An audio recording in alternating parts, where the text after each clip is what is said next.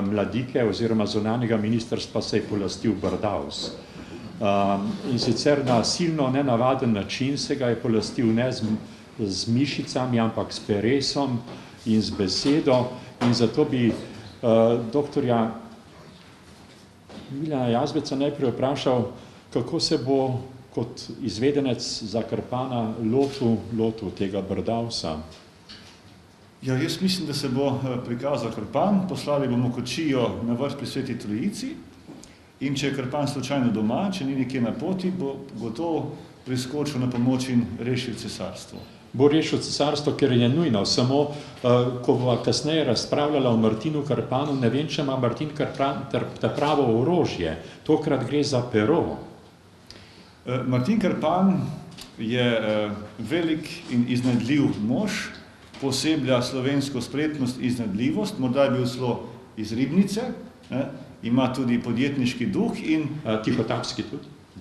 Tudi, ja, vse to gre skupaj, gre skupaj tudi o diplomatih, krožijo čudne štorije v tem smislu, morda je kakšna celo resnična, ampak Martin Krpan je lahko zmogel Brdavsa, zdaj govorimo o povesti o Martinu Krpanu, zato ker je na osnovi svojih izkušenj, znanja, premetenosti pripravil orožje, s katerim je presenetil Brdavsa in ga v bistvu zlahka premagal. Torej, jaz ne dvomim, da se ne bi Martin Krpan znašel tudi v taki čudni situaciji, kot je bila opisana, znašel v obeh smislih.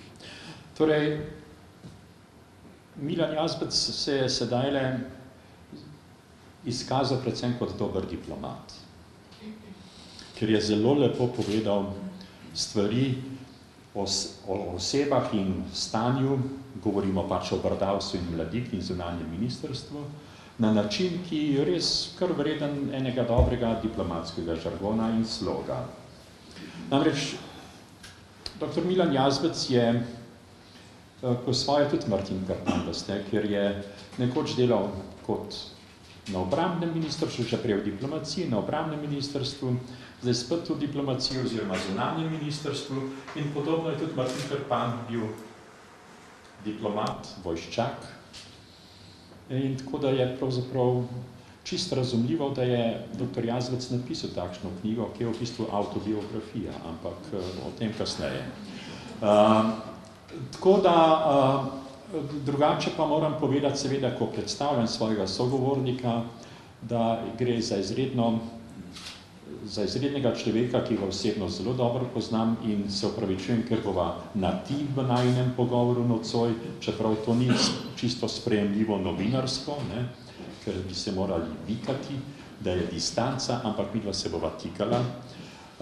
In da njegova življenjska pot pravzaprav je nekako zajeta že v njegovem samem knjižnem opusu. Namreč, jaz sem z zanimanjem recimo prebral knjigo Slovenec v Beogradu, ko je bilo prelomni čas, ko je bil dr. Jazbec takrat v Beogradu še v naši diplomaciji, jugoslovanski tedajni, in potem ves njegovo delo v času samostojne Slovenije, se pravi diplomatska služba v Celovcu, potem v Štokholmu, državni sekretar na obrambnem ministrstvu, zato sem prej rekel, da je kot Martin Krpan oboje, vojščak in diplomat. In vedno seveda se ukvarja s tistim, s čemer se tudi Martin Krpan lahko pooseblja, se pravi meddržavni odnosi, urejanje meddržavnih odnosov. In drugače pa Miljan doma iz majhnega kraja, kako se že pravi, Dejan? Spodja Pohanca pri Brežicah. Hvala lepa, Dejan, kolega. In je naredil maturo na brežiški gimnaziji, potem je študiral najprej moj poklic, novinarstvo, in diplomiral iz novinarstva, potem je še diplomiral tudi iz obramboslovja, naredil doktorat iz filozofije. Skratka, Martin Krpan je bil tudi filozof. Ampak da ne bom preveč kradel šova dr. Jazbecu, ker je njegov šov, ne moj, bi seveda postavil vprašanje, namreč njegovega Martina Krpana sem zasledil tudi že v eni prejšnji knjigi. Cel opus dr. Jazbeca obsega 15 knjig, od tega je 9 knjig posvečenih diplomaciji. In zanimivo je, da sem zasledil Martina Krpana že v eni knjigi prej, se pravi tisti knjigi, ki govori o dr. Jazbecu, Slovencu v Beogradu. Kako to? Obseden z Martinom Krpanom? Morda prežet, verjetno da je tudi obseden, ampak če se bo to zgodilo, gotovo ne bom priznal v javnosti, še posebej ne, kadar se snema. Ne. Bi pa vseeno nekaj stavkov uvodni, začetni še z moje strani. Jaz sem zelo vesel, da sem tule med vami iz vrste razlogov. Morda je najvažnejši razlog ta, da sem, ko sem začel delati v prvi službi od novembra 1980 naprej, tam sem vodil neko komisijo za obveščanje v mladinski organizaciji, slovenski takrat, in v tisti komisiji je bilo 15 članov mladincev iz različnih koncev Slovenije.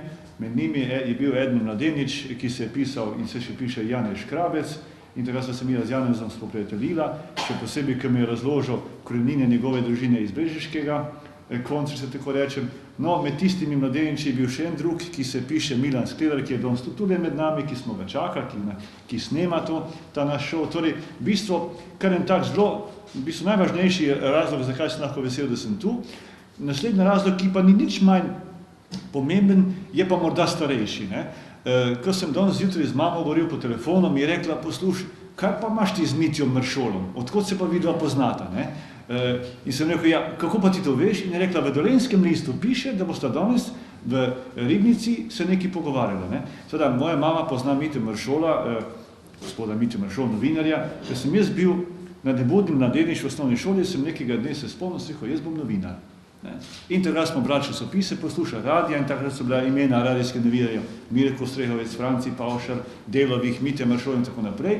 In seveda zdaj, ne, meni se zdi še najmanj toliko fino kot moji mami, da sem tule danes prijatelj Mitjo Mršolom in da se lahko o tem pogovarjamo in da to počnejo v Ribnici.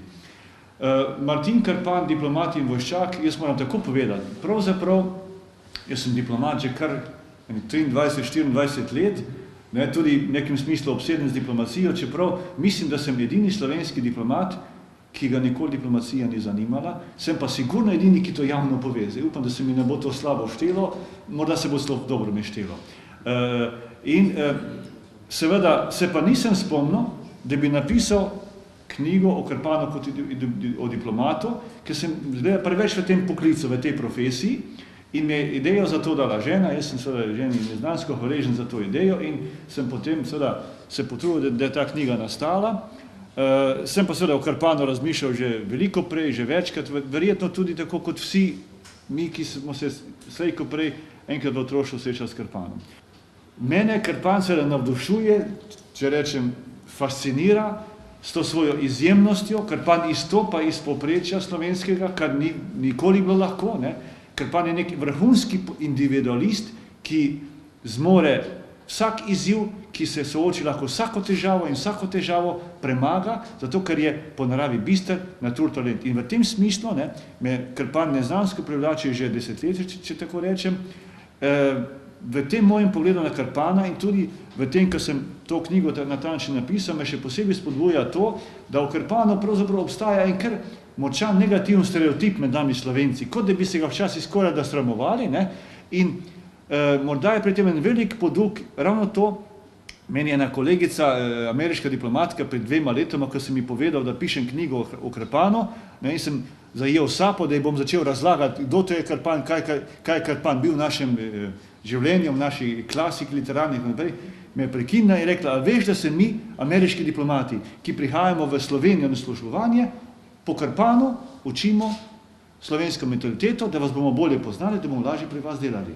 Torej, jaz mislim, da večjega komplementa ne bi mogli dobiti in seveda to je bilo za mene ena dodatna spodbuda, motivacija, da sem napisal knjigo o Krpanu, ki se ga loteva z državotvornega vidika. Na kratko, da ne bom predolg, da bo še Mitja kaj povedal, ali pa vsaj vprašal. Zdaj, ko imamo svojo državo, imamo diplomacijo, imamo vojsko, se lahko po Krpanu ogromno naučimo, v njem lahko najdemo veliko spodbudo, nenazadnje tudi veliko poguma, veliko opore. Ja, sej ravno to je tisto, kar se mi zdi malce idealizirano v zvezi s Krpanom. Če ne bi bil to pravzaprav odsev, zrcalo slovenske mentalitete, slovenske sposobnosti, ali smo takšni Slovenci, kot je Martin Krpan, ali šele hrepenimo, da bi bili takšni. Ker, če pogledam slovensko diplomacijo, bi se morala še veliko verjetno učiti pri našem Martinu Krpanu, kot diplomatu, pri njegovem nastopanju, naj si bo z protokolarnega, naj si bo z vsebinskega, naj si bo, namreč ti v svoji knjigi zelo sistematično in zelo metodično naštevaš stvari, semantika pravzaprav Krpanovega obnašanja, izražanja, prenešena v diplomatsko ali pa vojaško posredovanje in pogajanje in tako naprej. In to, tam bi se morali pravzaprav, da ne govorim samo o Slovencih, ampak zlasti pa o diplomatski službi, diplomatih, verjetno še veliko učiti, ker drugače bi prej primerjal našo diplomacijo s spečim kraljem Matjažem, ki še le čaka, da bo vstal. Ja, jaz sem računal, da bom nocoj lepo tole se sprostil v tem prijetnem večeru, ampak mislim, da ne bom mogel sleči diplomatske maske, ne, bom kar morala ostati tudi gor na meni, ne. Ja, ko sem jaz tole knjigo napisal in sem dal 2-3 prijateljem za prebrati, prednje je šla, mi je nekdo od njih rekel, veš kaj, pazi se, ko bo knjiga išla, da te ne bodo slovenski diplomati za kakim vogalom pretepli. Sem rekel, zakaj pa? Ja, zato, ker večina od njih ni takih diplomatov, niso taki diplomati, kot je Martin Krpan. Jaz potem v tej šali, v tem komentarju ugotovil, da je ta knjiga tudi neke vrste priročnik o diplomaciji, in sicer za dve vrsti ljudi. Po eni strani za diplomate, oziroma bom drugače rekel, najprej za tisti, ki v diplomaciji ne vedo veliko ali pa nič, in to nič narobe ni, zakaj bi pač moral vsakdo vedeti o diplomaciji veliko. Torej, za tisti, ki v diplomaciji ne vedo veliko ali pa nič, je to priročnik, ker se bodo lahko naučili, ne, kaj je to diplomacija. Kot je že Mitja omenil, vzame knjigo v roke in če gre človek pokazalo, že izkazala vidimo, kaj so tiste lastnosti pravega, dobrega diplomata, ki jih ima Krpan. Spoznal se na protokol, znal je laskati, bil je hladnokrvn, bil je iznajdljiv, spreten, bil je previden, zadržan in tako naprej in tako dalje. Torej, iz tega se lahko kdorkoli podoči o tem, kaj je to diplomacija. Diplomati, tisti zaresni, ne, se pa lahko po tej knjigi izmerimo, kako daleč sežemo v primerjavi s Krpanom in vidimo, aha, v tej lastnosti smo enaki, tu smo na začetku, tu smo nekaj vmes, torej tu se moramo naučiti še veliko, tega še malo, o tem pa pravzaprav nimam niti pojma. Torej, v tem smislu je ta knjiga, ali pa bi lahko bila neka spodbuda tudi za slovensko diplomacijo, da bo v tistih delih, kjer je še šipka ali pa ne vem, se še malo poteka ali pa na začetku, bila lahko boljša in da bo še bolj samozavestna v tistem, v čemer je dobra. Zdaj, jaz moram se v obrambo samemu sebi in pa moji službi, moji profesiji, le dodati, ne, da je slovenska država koliko, 18 let, 20 let, torej odvisno odaj štejemo začetek, torej to so še vedno začetna leta, mlada leta in v teh letih se je po eni strani veliko naredilo, naučilo, sposobilo, marsikaj bo še treba. Jaz sem prepričan, ko bo za nami 5x18 let, bo to popolnoma drugače. Ampak kljub temu, ne, ocenujemo lahko z enega drugega vidika in tudi moramo.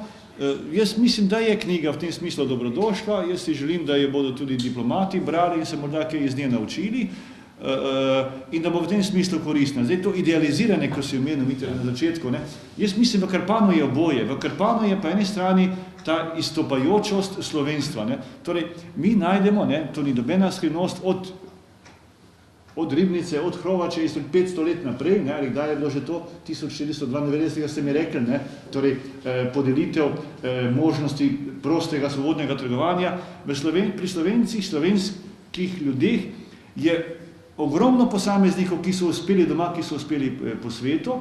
Seveda, tem, ki so uspeli, ni bilo vedno lahko izstopiti iz povprečja, ki jih je nekako dol tiščalo. In to oboje je v Krpanu.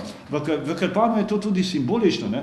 Jaz mislim, da po eni strani Krpan ni bil resnična osebnost, ampak je Levstik združil vrsto osebnosti, tisti pozitivni, s katerimi je hotel pokazati pot naprej, neke vrste luč. Ne?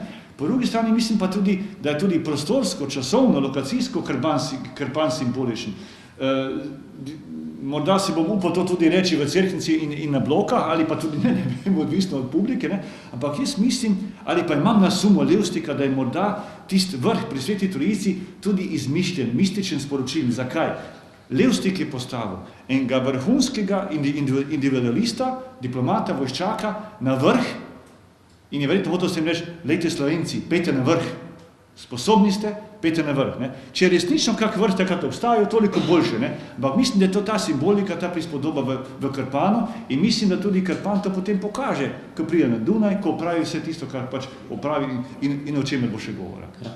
No, se to je, recimo, mislim, da je Levstik, ki je to pisal pred dobrimi 150 leti, resnično ustvarjal ta raznolik lik Krpana z več zornih kotov po svoje. Ne? Konec koncev ga najprej predstavi seveda kot čist navadnega tihotapca z angleško sovjo, ki je po naše pomeni smodnik. Angleška sov ni angleška sov, ampak je smodnik. In potem ga pa vidimo potem kot pravzaprav junaka, kot odrešitelja tudi, ne? Kjer ga cesar pač povabi na dvor, da podreši cesarstvo Brdavsa. Ne?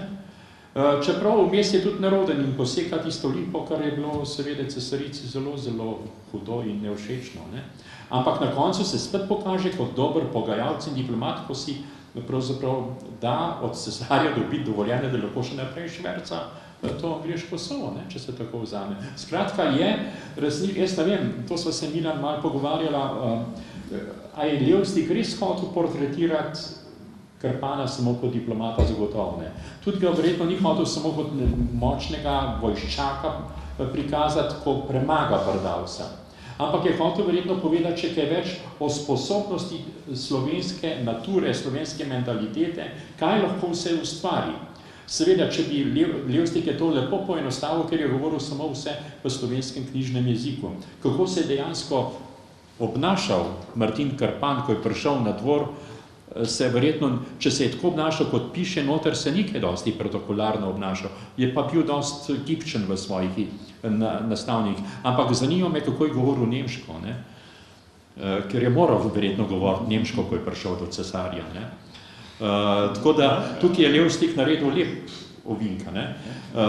Tako da tudi tisto, kar je zelo direktno povedano in tako naprej, ima vse veliko simbolike. Veliko simbolike je seveda tudi v tem, da je pravzaprav cesar dal prednost Krpanu, se pravi podaniku, in da je odrinil zelo vplivnega ministra Gregorja, če se tako vzame. Ne? In tukaj je Levstik verjetno hotel dati eno dodatno sporočilo takratnosti in prihodnosti Slovencem. Da pravzaprav, da je tisto, kar je pomembno, je res ne funkcija, ampak človek. Tako sigurno, jaz se s tem popolnoma strinjam.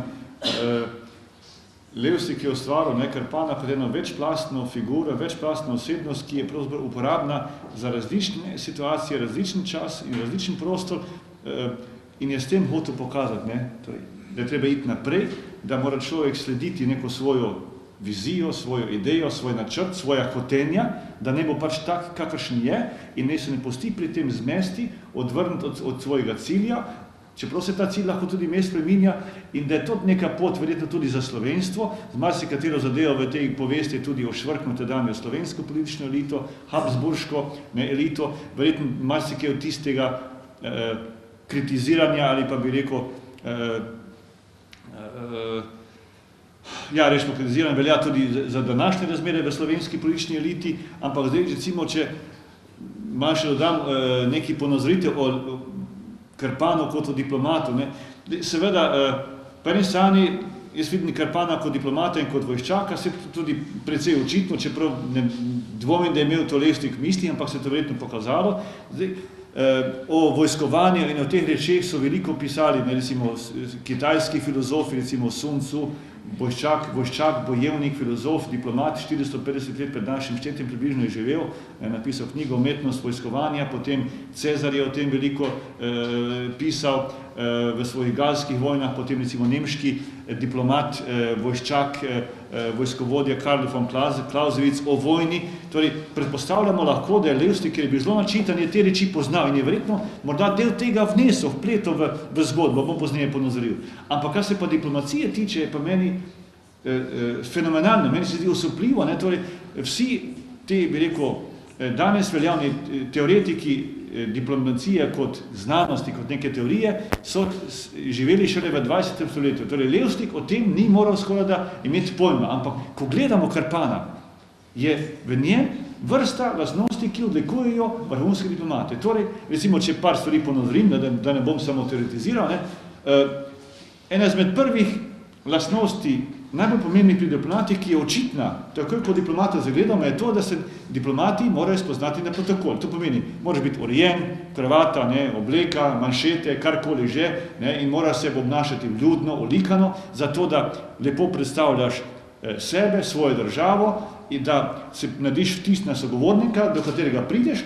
in da potem se na ta način lažje tudi kaj dogovoriš, urediš zase.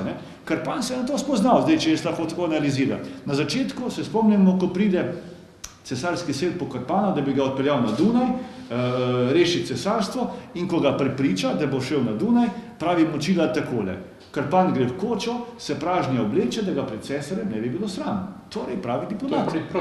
Protokol. Torej pravi diplomat. Potem ena izmed naslednjih pomenov besede protokol je, da je to zapisnik, zapis nečesa, ponavadi nekega ustnega dogovora, sporazuma, zato da ta dogovor ostane, da se na njega možno sklicevati. Proti koncu povesti, nekdo je se mešal spet v tele valovne dolžine, proti koncu povesti, kot vemo, Karpan, oziroma cesar pravi Karpanu, Martin, daj ti meni povej, če še kaj želiš, in pravi Karpan, ako je vaša draga volja, dajte mi tedaj pismo, ki bo veljavno pred vsako cerkveno in drugo gospodsko in tako naprej. Torej, to je bistvo, Karpan je bistvo želel pisno potrdilo o tem, kar so se s cesarjem dogovorila, torej, da sme neovirano tovoriti angleško sol. Torej, to je bistvo protokol. Protokol, kot je to veljavno v diplomaciji. Mi se lahko predstavljamo, malo za šalo, malo za res, kako bi se obnašali biriči, ki bi zasačili Karpana z angleško soljo in bi jim Karpan rekel, poslušajte, gospoda, se mi s cesarjem sva se dogovorila, mi je to obljubo. Črno na belem. Tako, torej, diplomat, protokol. Potem naprej, diplomati se pogajajo, so pogajalci. Torej, Karpan nas na večjih mestih v povesti prepriča, kako dober pogajalec je. Pri pogajanjih imamo različne pogajalske pristope, recimo lahko si trd pogajalski pristop postaviš ultimat, lahko si bolj mehek, se malo pogajaš, se malo prilagajaš in tako naprej. Če se spomnimo po tisti nesrečni epizodi z Lipo, gre sta Karpan in Brdavs izbirati konje in ker na cesarskem dvoru ni konja primernega za Karpana, pravi Karpan cesarju, da ima on kobilico, ki je primerna in naj brž pošlje po njo. In potem pravi, ali pa ne grem sam po njo, kaj pa če mene potem ne bi bilo več nazaj, Bogu je vse mogoče. Torej Karpan je na nek vljuden diplomatski način cesarju rekel, pošljite po kobilico, če grem sam po njo, me ne bo nazaj. Opravite, Brdal sem kakor veste in zate, torej ultimat, ker je pač vedel, da je vse od njega odvisno in da ga bodo ubogali in da ne bo tu nihče z njim polemiziral. Torej, trd pogajalski pristop. Proti koncu, ko sem omenil to, kako si je izposloval pismo, je bil Karpan prijazen, skoraj da je že v obliki prošnje rekel za pismo, ker ni bilo treba napenjati pogajalski mišic. Zmagal je, vsi smo priznali, zmagal celo cesarica s stisnjenimi zobmi in je to dobil, torej zlahka. Malo pred tem, ko ponudi cesar Karpanu plačilo za tisto blago, ki mu ga je cesarica odredila, da ne bo pač ga tovoril na vrh pri Sveti Trojici, pravi cesar, mošnjo ti dam, ti pa blago pusti, kdo bo to tovoril, in pravi Karpan, pol drugo mošnjo, kot bi prodajal brat bratu, ampak naj bo, pri vas ne bom na tisto gledal. Torej je bil spreten pogajalec. Še ena lastnost, da bom plastičen pa zaokrožen. Zdaj za diplomate velja, to je že Mitja in ta kompliment mi dal mest, tudi diplomatsko. Diplomati vedno malo pretiravajo, so mečkim bolj vljudni, kot je treba, zato da malo ogrejajo vzdušje, situacijo, da potem lažje urediš tisto, kar ima za urediti, še posebej, če je naloga, ki jo moraš izpeljati, zoprna, problematična, kritična, moraš biti prijazen, da boš ogrel vzdušje, da te bo nasprotna stran sprejela, sploh poslušala. Malo moraš polaskati, bi se temu rekli. Karpan se na to spozna zelo dobro, ko pride na Dunaj in ko straža zapije, priteče cesar in ga pozdravi in mu reče: Martina, se me še spomniš, me že kaj poznaš? In pravi Krpan: kaj bi vas ne, saj menilo komaj poldrugo leto, odkar sva se videla. In potem Krpan doda: no, vi ste še vedno tako lepo zdravi, kot se na vašem licu vidi. Mojstrsko je preprost kmečki človek polaskal cesarju in se z njim pogovarjal enakopravno. Torej, bil je pravi diplomat. No, diplomat tudi veliko pove takrat, ko molči. Oziroma, največ pove takrat, ko čim manj pove. Ampak zanimivo je nekaj drugega, ne? Da je Levstik to res pisal v času, ko resnično še ni bila diplomacija, ne vem kako izrazita in tako naprej. In celo bi rekel, da je s Krpanom poosebil nekaj, kar so šele kasneje ameriški predsedniki, mislim, da je bil Theodore Roosevelt, Truman, ki je govoril o tem, da govori mehko in vljudno, hkrati pa nosi palico pod sabo. Ne? In tukaj Krpan dejansko pooseblja oboje, svojo gorjačo in z zelo vljudnim nagovorom in tako naprej. Jaz sem gledal naše diplomate na začetku samostojne Slovenije, ko so prihajali v Združene države Amerike.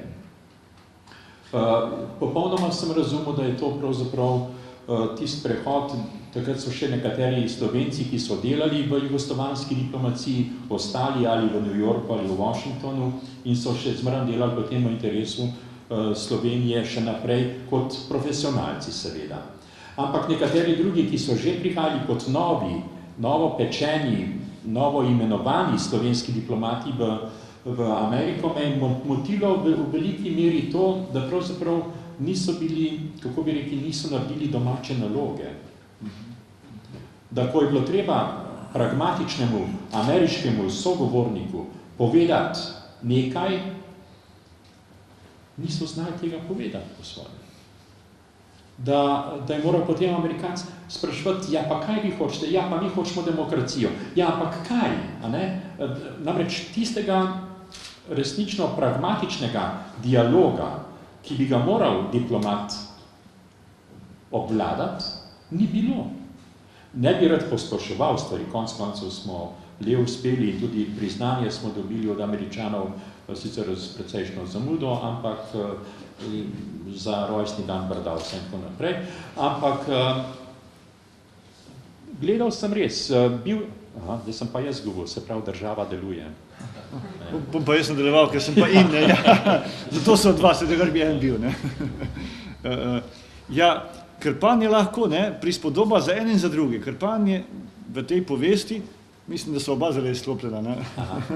Se lahko govoriva zdaj. Ja, je pa lahko brez diplomatskega, ne.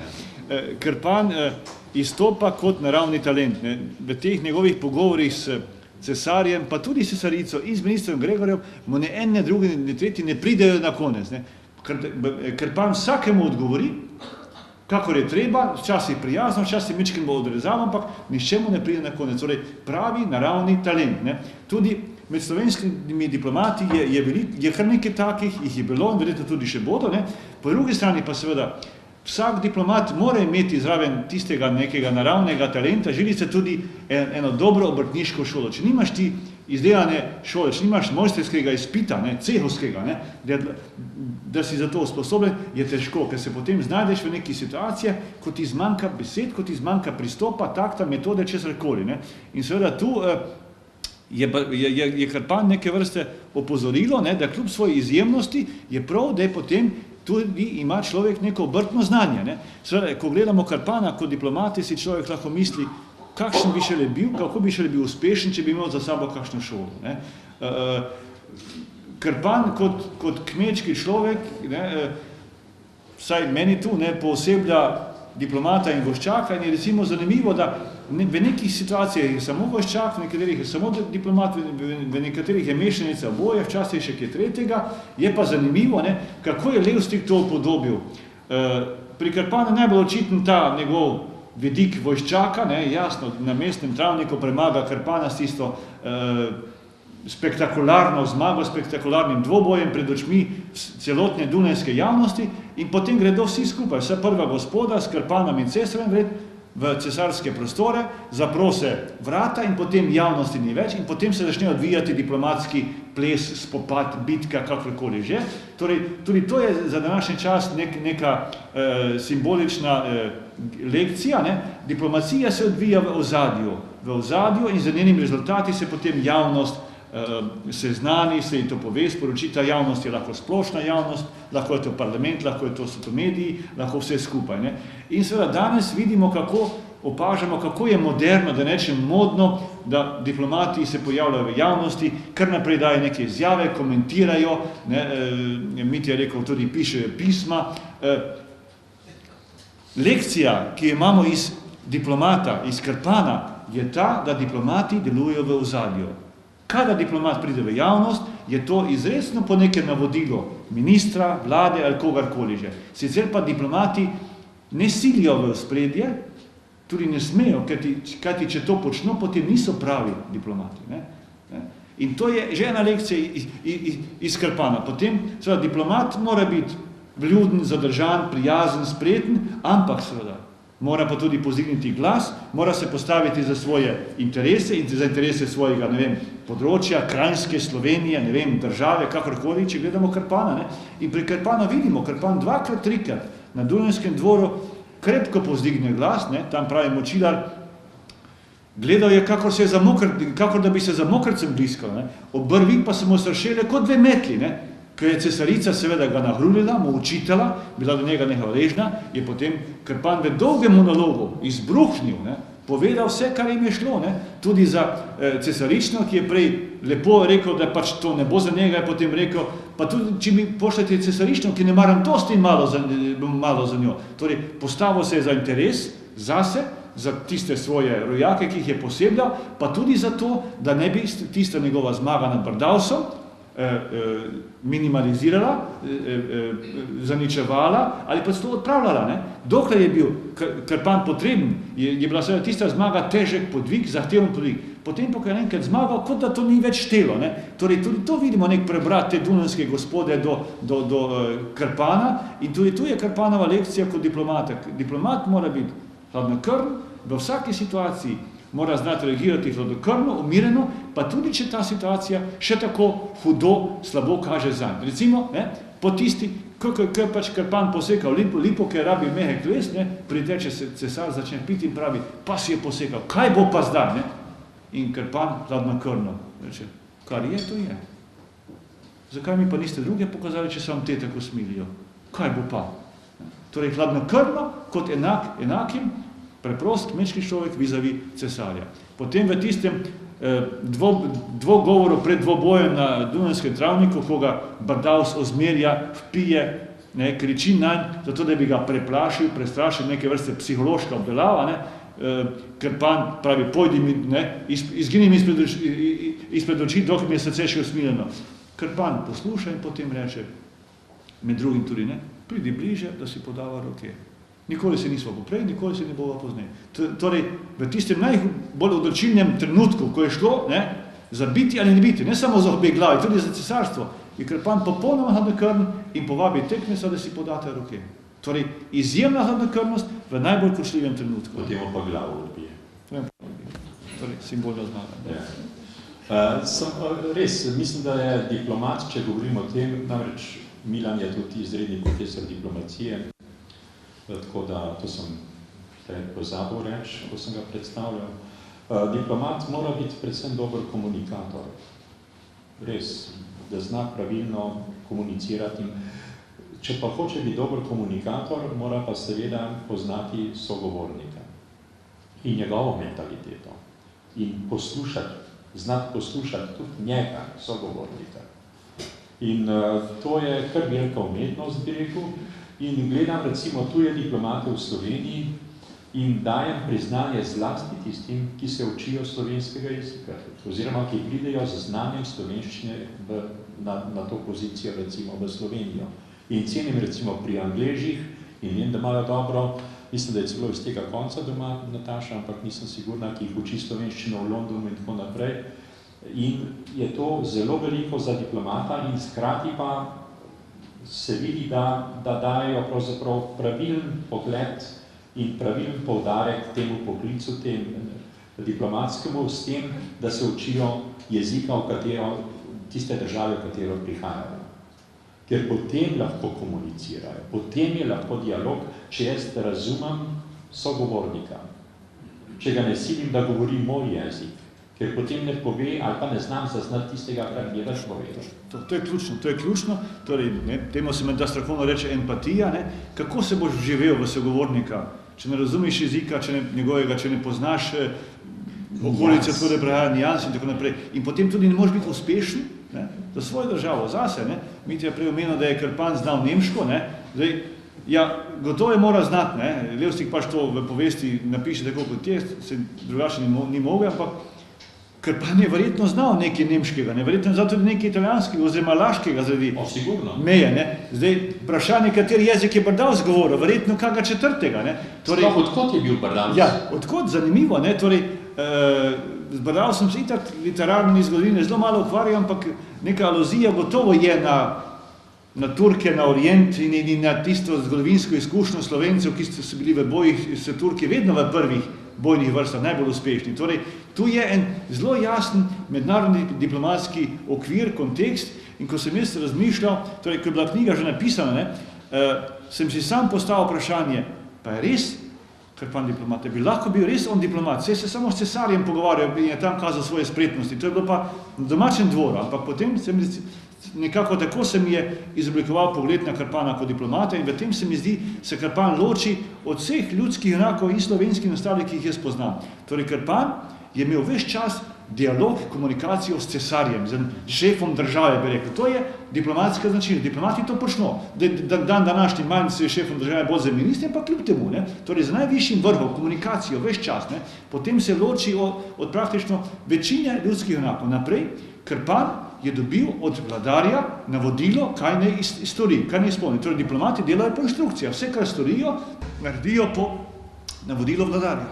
Naprej, Krpan je to navodilo izvedel v mednarodnem prostoru. Boj za Brdavsom je bil boj za nekim prišlekom, ki je prišel od drugod.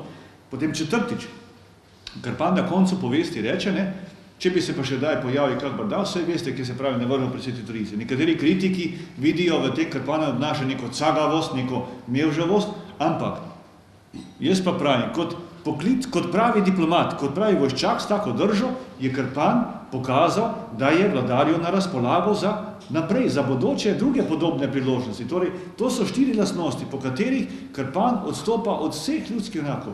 William Tell, Robin Hood, Janošik, Kralj Matjaž, Peter Klepec, El Cid, katerikoli, nišče od teh nima teh lastnosti, ki bi ga lahko v tem smislu delali diplomata in vojščaka, in kar je še dodatno zanimivo, torej, Krpan ni upornik, on ni revolucionar, ampak kljub temu uspe spretno z nekimi pogajanji iztrži tisto pismo, zaradi katerega potem tudi ostalim šlo bolje.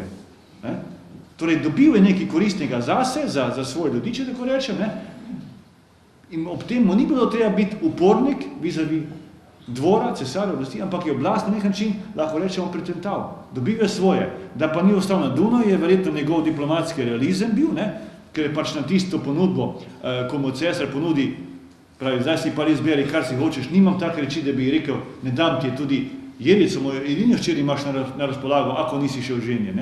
In potem Krpan v daljšem odgovoru nekako pojasni vljudno diplomatsko, da ne bo užalil oblastnika, da to pač ni za njega, pravi, ako se to vse do dobrega premisli, bo najbolje je, da ostane tako, kot je. Torej, izjemno realističen pogled na stvarnost in potem lahko diplomat, ki razume sogovornika, ki pozna njegov jezik, ki pozna nijanse, lahko realno oceni, kakšno je stanje. In potem je še lahko koristen diplomat.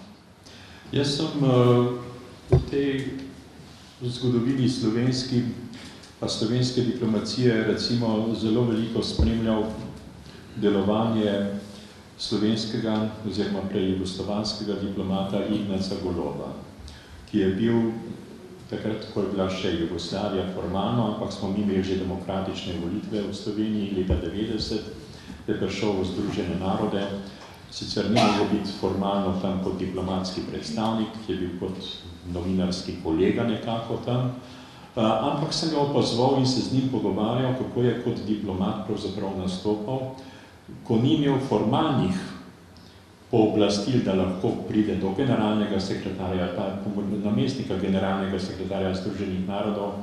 Ampak kako je znal, jaz sem se prav zapomnil, in to je 20 let nazaj, kako sem ga nekega dne srečal v avli Združenih narodov in je imel v roki škatlo s torto. Sem rekel, kam pa to neseš, Ignec?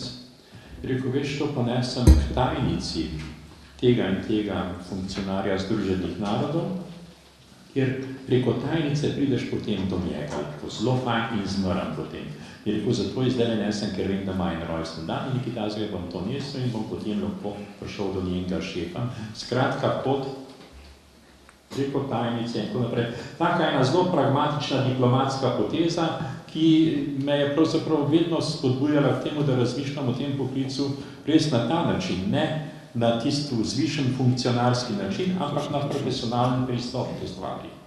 In mislim, da sem se tukaj pri Ignacu Golobu kar marsičesa naučil, kar se tega poklica tiče. Tako da ti si ga tudi verjetno dobro poznal. Jaz sem vesel, mislim, da si omenil, torej Ignac Golob je za moje pojme, pa ne samo za moje pojme, nek lik vrhunskega diplomata, poklicnega diplomata, ki je bil izjemno koristen za slovensko diplomacijo, seveda tudi prej za jugoslovansko. Ignac Golob je bil v diplomatski službi skoraj 51 let. Torej, vrhunski diplomat, če bi on bil diplomat kakšne velike države, bi morda celo bil generalni sekretar OZN. On je bil vrhunski diplomat, ki je poznal finese, ki je očitno imel občutek za sogovornike, za ljudi.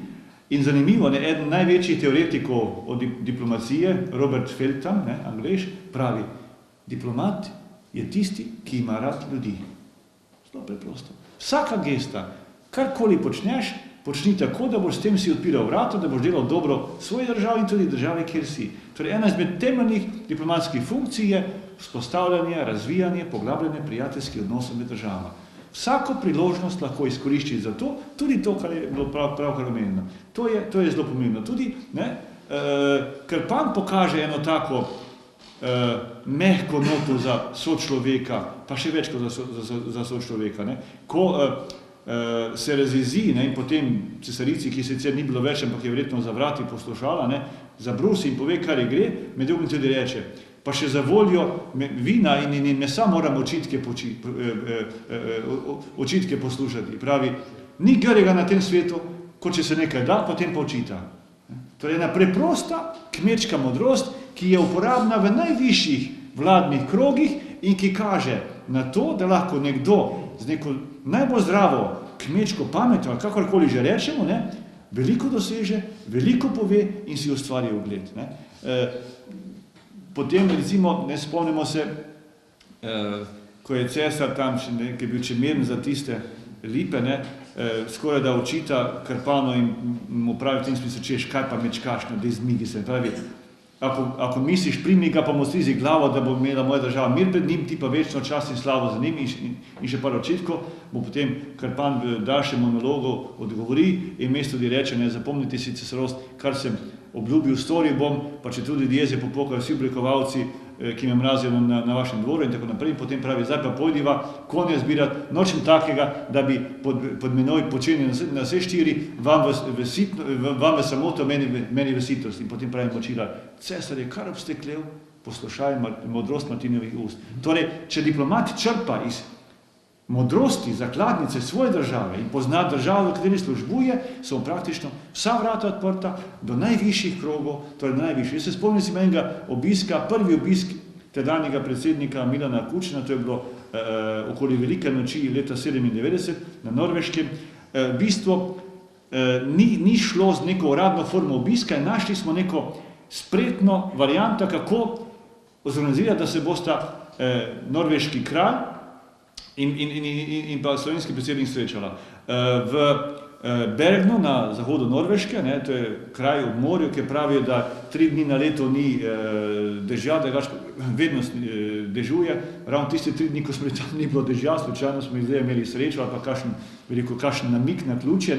V Bergnu v okolici Bergna je rojstna hiša Haralda Severda, to je najbolj znanih norveških slikarjev, ki je bil v študentskih letih v Pragi sošolec z Božidarjem Jakcem in ko smo mi na ambasadi izvedeli, sem delal v Štokholmu in smo tam pokrivali Norveško, ko smo izvedeli, da bo v Bergenu otvoritev muzeja v rojstni hiši Haralda Severuda, smo se dogovorili s galerijo Božidarja Jakca v Kostanjevici in smo predlagali organizatorjem Bergenu, da bi naredili razstavo skupaj, oni so bili takoj za, ker smo pa zvedeli, da bo prišel muzej otvoriti norveški kralj, smo na ta način potem pripravljali za našega predsednika Kučana, to je bil obisk, ki ni bil kategoriziran, ni bil državniški, uradni, zaseben, privatni, nič, obisk, enostavno obisk.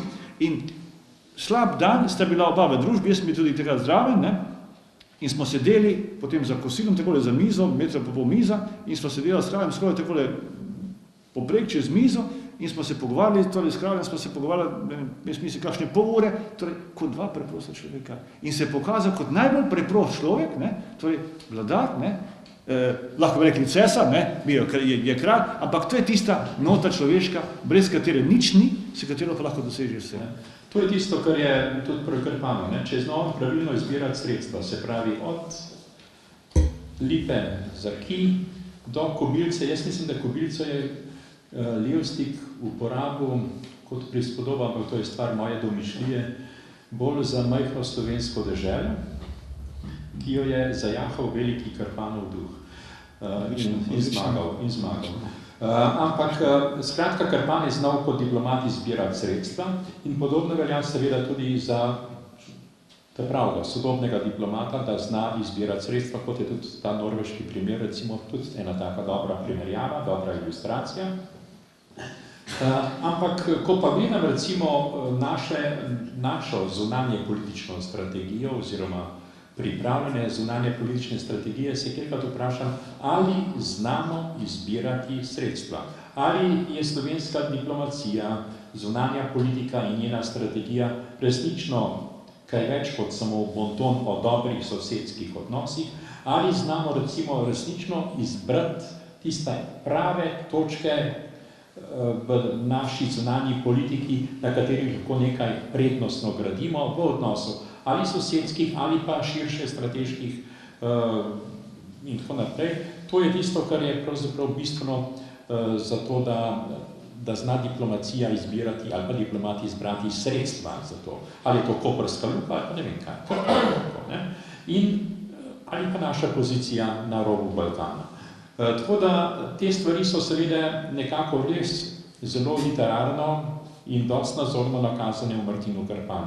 Kako pa jih naša diplomacija zna uporabljati, bo pa dragi Milan, kot ti vodiš analitsko službo na zunanjem ministrstvu, lahko tudi kaj pojasnim. Ja, spet sem v službi, Ja, sicer se ne bova dolgo morila, več, potem bo še kakšno vprašanje verjetno. Zdaj pa že eno uro modrujeva tudi, ko celo Krpan ne bi več prinesel. Ja, verjetno resno. Ja, takole je, jaz mislim, da določene stvari sigurno ta slovenska naša diplomacija in znana politika zna, nekatere ne zna, nekatere se pa posrečijo ali se pa ne posrečijo. In mislim, po eni strani je to precej normalno.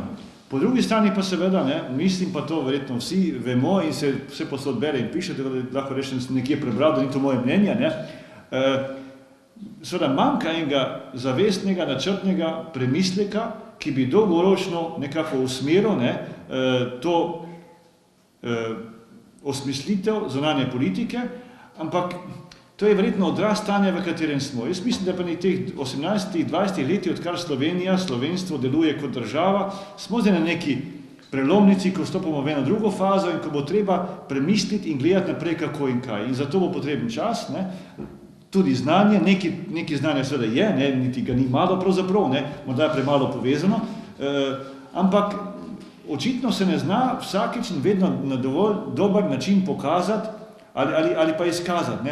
Včasih je pa seveda tudi tu precej nerodnost. Recimo se spomnim ene anekdote, kadar je diplomatom nerodno, gredo v zgodovino, ker v zgodovini je lažje potem delovati. Tudi pisatelji, vidim, pišejo zgodbe v preteklosti in skozi njih potem ciljajo na sedanjost. V prvi polovici 90. let je nekako slovenska politika in z njo seveda diplomacija, Ignaz Zlot mi je enkrat rekel, diplomacija ni politika, vendar pa ji mora čvrsto in tesno slediti, jasno. Jaz v nekje prvi polovici 90 let je slovenska znanja politika, pa tudi politika in tudi diplomacija imela eno distanco do Balkana, češ, mi nismo Balkan, s tem nič nimamo, kot nas nikoli tam ni bilo, ne, seveda napaka velika. Potem se spomnimo, ko je bil zunanji minister Lojze Peterle, je takrat prišla na obisk državna sekretarka ameriška Madeleine Albright, v bistvu se je vstavila v Sloveniji na svoji poti in na tiskovni konferenci takoj prvo vprašanje, ki ga je dobila od enega novinarja, je bilo, ne, povejte nam vi, ali je Slovenija na Balkanu ali ne, Bog pomaga, ne. In seveda gospa, ne, je hladnokrvno rekla, veste kaj, če se ne motim, je vas zunanji minister geograf, njega vprašajte, ne. Torej, to je bilo seveda nedomisleno na celi črti porazno. Torej, oprosti, Madeleine Albrightova se je vrnila v Ameriko takrat zelo razočarana, ne zaradi naše diplomacije, zaradi naših novinarjev. Ker se mi je rekla tako razumavajoči, da nimam veliko časa, da skoraj niso nobenih vprašanj postavljali. Tisti, ki je bilo brez veze, ne. Torej, včasih, ne, seveda se, po svoje to človek razume, ampak vse ni treba, ne. Slovenija kot država se je kar čez noč znašla na velikem odprtem prostoru, sama, samostojna in neodvisna, prej smo bili pa stoletja, ne rečem tisočletja, majhen del velikih imperijev, ne. In zato je velika sprememba. In Krpanova izkušnja nam to kaže, da dejansko si lahko samozavesten, samovladan, prepričljiv, tudi če včasih moraš mečkin, kako že rečemo očidar, Krpan si pa naglo izmisli, kako vsak človek, ki ve, kaj dela. Moraš tudi včasih zimprovizirati, ne?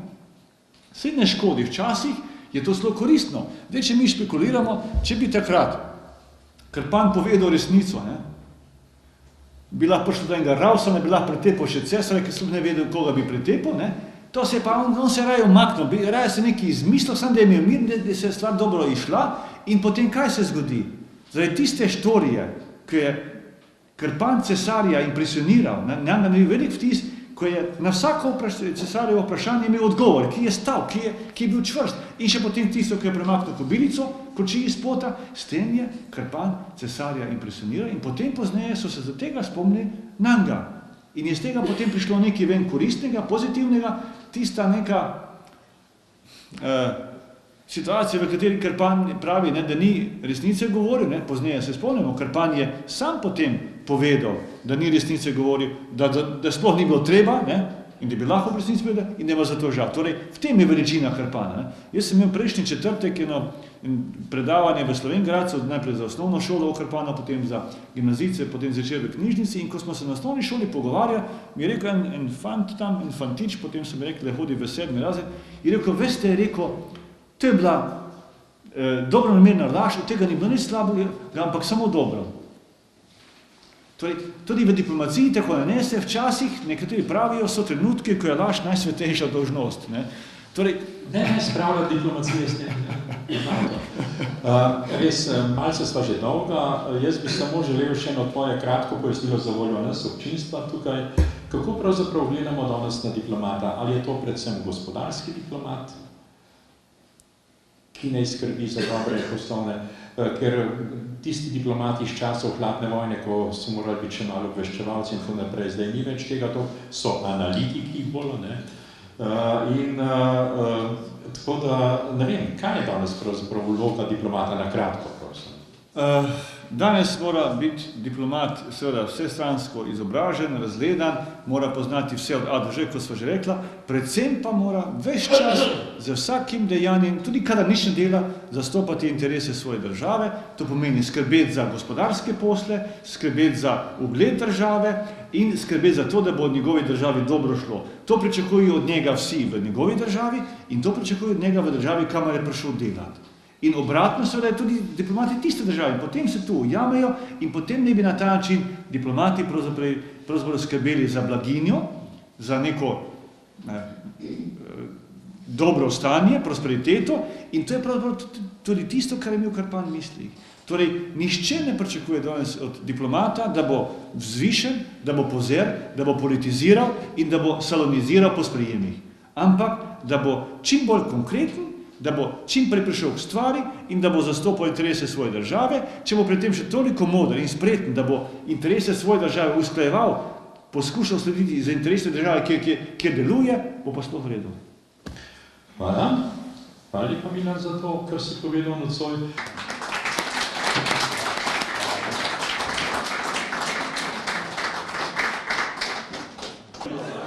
Marsikaj zanimivega smo slišali danes o Martinu Krpanu kot diplomatu in kot vojščaku. Če bi imeli dan današnji Martina Krpana, mu tudi ne bi zmanjkalo dela. S čim bi ga vi zaposlili? Ja, jaz bi zagotovo bi ga zaposlil kot dobrega diplomata, teh namreč manjka in bi bilo zelo dobro, če bi ga imeli. Zlasti na tem področju, ko se tiče res enih dobrih pogajanj, na en zelo dober način. Še zmeraj je dobro imeti trdno palco v roki, pa mehek pristop, pa vljuden jezik. In to mislim, da je Krpan tukaj in mislim, da je Milan Jazbec tukaj res dobro potegnil ven tisto sporočilo Levstikovo o tem, kakšen in kaj je Martin Krpan. Morda celo Levstik sam takrat ni vedel točno, kaj pravzaprav sporoča s tem. In mislim, da je to zelo dobra interpretacija in da je lahko celo takšna knjiga kar nekakšen učbenik za diplomate. Zagotovo pa današnjemu sodobnemu Martinu Krpanu ne bi zmanjkalo dela tudi v diplomaciji s sosednjimi Hrvati. Verjetno tudi. In to na tak način, da bi naredil tudi Hrvatom kakšno uslugo in se potem znal dobro pogajati naprej za to, da bi dosegel tisto, kar je. Ne bi samo tolkel, ne? No, v knjigi sami pa napovedujete najbrž zelo uspešno pot med bralce. To zagotovo. Jaz mislim, da je zelo zanimiva, ker konec koncev ponuja novo podobo Martina Krpana na tak način, da sta lahko tako Martin Krpan kot Levstik zadovoljna, da pravzaprav oživlja se ta podoba tudi na ta diplomatsko-vojaški način in da hkrati tudi nam Slovencem samim pove, oziroma nas vpraša, ali smo že takšni, kot je Martin Krpan, ali šele nas čaka, da bomo postali takšni. In kaj bi želeli vi, da bi se zgodilo? Ja, jaz mislim, da bo potrebno še precej časa, da bomo dosegli tisto, kar ne bi nam mit Martina Krpana sporočal. Hvala lepa. Hvala vam. Knjiga o Martinu Krpanu je že med bralci. Ste zadovoljni samim odzivom, sprejemom? Ja, prav gotovo. Odziv je zelo velik, pozitiven in to tako pri starih kot pri mladih, pri najmlajših, najstarejših. Otroci v osnovnih šolah, ko se z njimi pogovarjam, veliko vedo o Krpanu, pozorno poslušajo, starejši radi komentirajo. Je pa zanimivo, opazil sem kar precej stereotipa o Krpanu in pa tudi o diplomaciji ni veliko tako pozitivnega mnenja, kot sem pričakoval, potem pa, ko se razgovorimo, se pa ta stališča spremenijo. Zagotovo lahko rečemo, da je bil Martin Krpan diplomat etičnih vrednot. Kaj pa so današnji diplomati v primerjavi z njim? Ja, današnji diplomati v primerjavi z njim so predvsem izšolani, pridajo iz šol in nimajo tako veliko stika z življenjem, kot je imel Krpan. Morda za tega niso nasplošno tako dobri ali so pozneje tako dobri, če postanejo. Jaz bi rekel, da mi je morda v nekem smislu težje ravno zaradi tega. Je pa seveda tudi razumljivo, da ne more vsak diplomat biti naravno bister diplomatski talent, ampak se tak naredi. Seveda, še ena razlika je, zdaj, če govorimo o Krpanu in tistem, kar on pooseblja, to so stari časi, kot pravi Močilar, v starih časih. Takrat je diplomacija bila predvsem diplomacija ad hoc diplomatov, ki so opravili eno ali dve misiji in potem niso se več s tem ukvarjali. Danes so pa diplomati poklicni, ki so od začetka do konca svoje delovne dobe kot diplomati. Torej, to je velika razlika. To je velika razlika in morda je zato diplomatom težje, bi rekel. Pa še nekaj druga se mi zdi, danes se z mednarodnimi stiki, stiki med državami ukvarja tako veliko različnih skupin poklicev, da diplomati morda tega delajo dosti manj kot pa drugi, je pa njihovo delo bolj zahtevno, bolj odgovorno, ker so oni tisti, ki prenašajo, urejajo izključno državne posle. In to je vedno najbolj na očeh, to se vedno najraje pokritizira, najmanjkrat se pohvali in to je v bistvu težko delo. V kakšni koži pa se boljše počutite? V koži diplomata ali v koži pisatelja? Jaz osebno pravzaprav ne ločim teh kož, če bi tako rekel, pri meni je to vse ena koža, pa še kakšne druge zraven.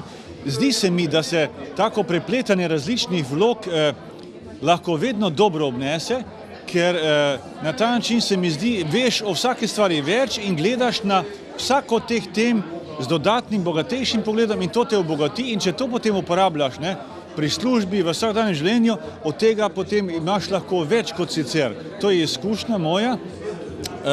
Verjetno je to tudi zaradi današnjih časov, ne, ko so drugačni, kot so bili včasih, vpliv medijev, veliko naglice, veliko različnih področij, za vsakim se ukvarjaš malo časa, tako da mislim, da je to ena današnja nuja. Pred 100-200 leti so bile te stvari gotovo drugačne, ne. Je pa zanimivo, če že zdaj govorim o globalizaciji, jaz sem pri Krpanu našel tudi en vidik globalizacije, ne.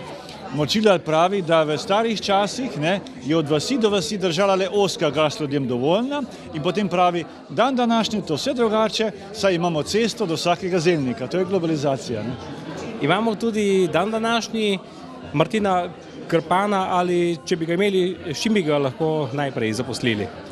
Ja, jaz mislim, da imamo danes veliko Martino Krpana, oziroma bom ponovil moj odgovor na eno vprašanje na eni osnovni šoli, ko so me vprašali, kdo je danes Martin Krpan. Jaz bi rekel, da je danes, pa ne samo danes, Martin Krpan vsakdo, ki se uspe v svojem poklicu, v svojem življenju dvigniti visoko iznad povprečja, ki je samozavesten in ki je pri tem uspešen.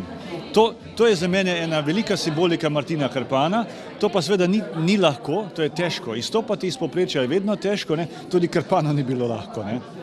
Hvala lepa.